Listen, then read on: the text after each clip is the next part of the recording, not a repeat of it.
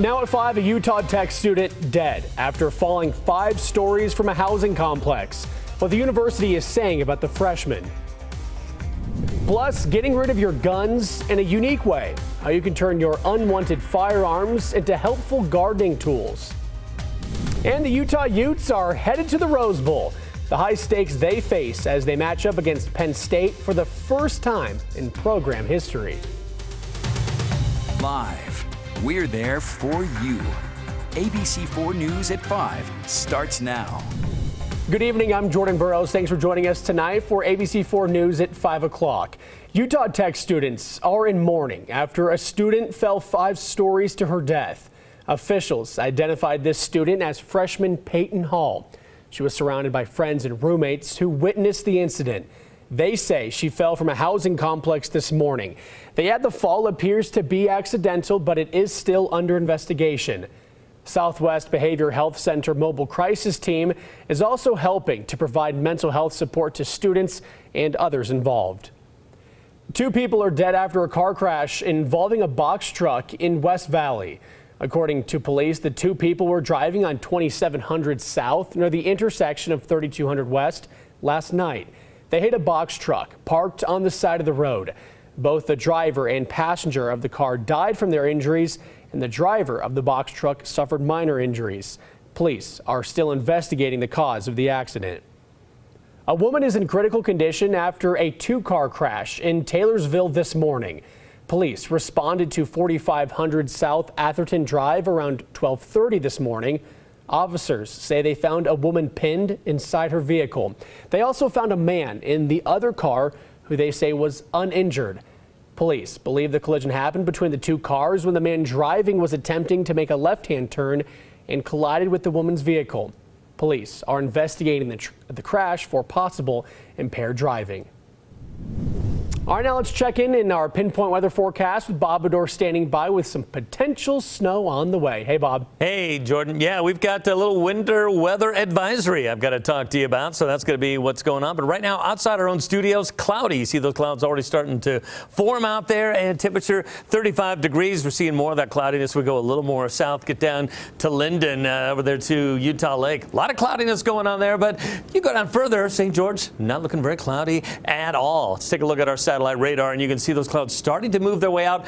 But this is what we're talking about. This stuff that's coming up, as we refocus that satellite. We've got some winter weather coming our way. First of all, taking a look at our temperatures outside. You can see not too bad right now. We've had actually a very warm Sunday as we've gone through this. A little wet weather going through in the mountains, got a little bit of moisture coming through, but temperatures looking pretty good. Kanab still at 55, but this is what we need to talk about. This winter weather advisory. You can see that it's mostly the Wasatch Mountains, Uinta Mountains. Good chance we get 5 to 12 inches of snow in those mountains, a little bit in the valley. We'll be talking more about this in my extended forecast as we get going, but you can see the potential for moisture quite high on Monday, and then as we make it down into Tuesday, going to be doing mostly south. We've got a very active weather pattern we'll be talking about. We've got our temperatures looking pretty good. These were the high temperatures today. A little bit 38 in Salt Lake, a little bit lower than we were expecting. But we'll tell you more about this weather and that advisory coming up in just a few minutes. Jordan. All right, thank you, Bob. Park City Fire District responded to what they call a unique accident on Parkview Drive when they say a car went down an embankment and slid onto its side into some sort of structure. Officials say the driver was wearing a seatbelt, which likely prevented any sort of injuries. Salt Lake City Police safely arrested a 22-year-old man after a long search led them to find him hiding in a garbage can. According to police, officers attempted a traffic stop on Bodie Smith, believing the car he was in matched the description of a stolen vehicle.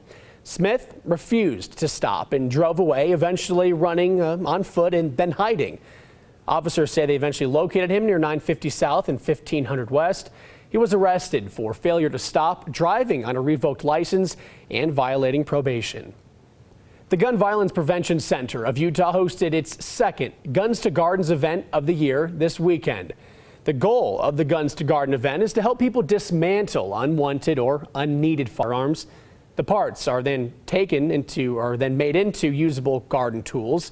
Guns to Gardens not only took place in Utah, but all across the nation to help safely surrender firearms. We hope at least it's a place of an opportunity of safety. Whenever someone does decide they don't want a particular gun, perhaps the impact of seeing this will give them a place to bring that the next time. More than 120 Americans of all ages die each day by a firearm. Safe dismantling is a critical way of ensuring less harm results from an unwanted firearm. In Salt Lake City, Women of the World hosted an award banquet for the community to recognize the economic, social, and educational successes of refugee women in the city. Women of the World helps support refugee women providing English classes, developing job skills, helping further education, and also helping advocate for other issues. So today we are celebrating the women that reach to their self-reliance, reach to their goals, to give them a certificate, to celebrate them and talk about their success story. The Refugee Services Office estimates that there have been around 60,000 refugees in Salt Lake City since the 1970s, and that Utah welcomes in around 600 refugees each year. Taylor Swift's fans are targeting Ticketmaster over the pre-sale disaster and are now taking legal actions, accusing the company of fraud, price fixing, and antitrust violations. ABC's Phil Lipoff has this story. Bad blood is boiling over into a lawsuit. Baby love, I think I've been a little too kind.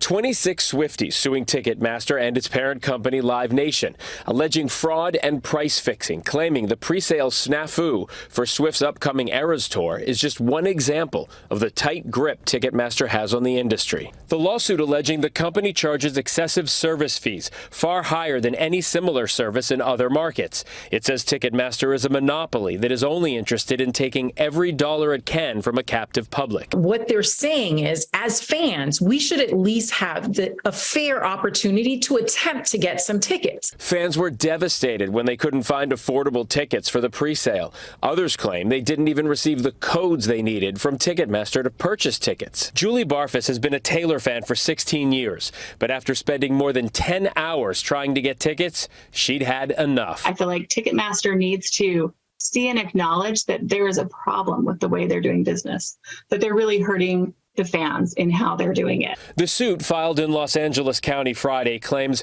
Ticketmaster has allied with stadiums to entrench its dominance to harm consumers in California and across the United States, and that lack of competition allows it to impose higher prices on music concert attendees in the pre-sale, sale, and resale market. They messed with the wrong fan base. Jennifer Kender is one of the attorneys who filed the suit. And this is a classic case of David versus Goliath, a monopoly, a monopolistic company. The plaintiffs claim Ticketmaster has also forced attendees to exclusively use Ticketmaster's secondary ticket exchange, the platform Ticketmaster operates for the resale of concert tickets. Ticketmaster actually makes more money on the secondary market, so they're double dipping. And seeing as they're the exclusive outsource for these tickets, it creates a monopoly where they're creating this artificial inflation on prices. In a recent statement, Live Nation said Ticketmaster does not set or control ticket prices and does not embrace deceptive and questionable secondary ticketing practices. The fans are asking for restitution and for the court to hit the company with a civil fine of $2,500 per violation. That could wind up being a very big number. Again, that was ABC's Phil Lipoff reporting. Taylor Swift herself also blamed Ticketmaster, saying, quote, "It's really difficult for me to trust an outside entity with these relationships and loyalties. It's hard to watch these mistakes happen with no recourse," end quote. Coming up on ABC4 News at 5, the latest on the war in Ukraine. Many left without power and heat as winter soon approaches. What President Zelensky is saying about the concerns of residents. And what's news to you, it matters to us. Report breaking news or share your story tips with us. You can contact us on the ABC4 News tip line or online at abc4.com/tipline. Or, of course, you can call that number right there on the bottom of your screen. We'll be right back.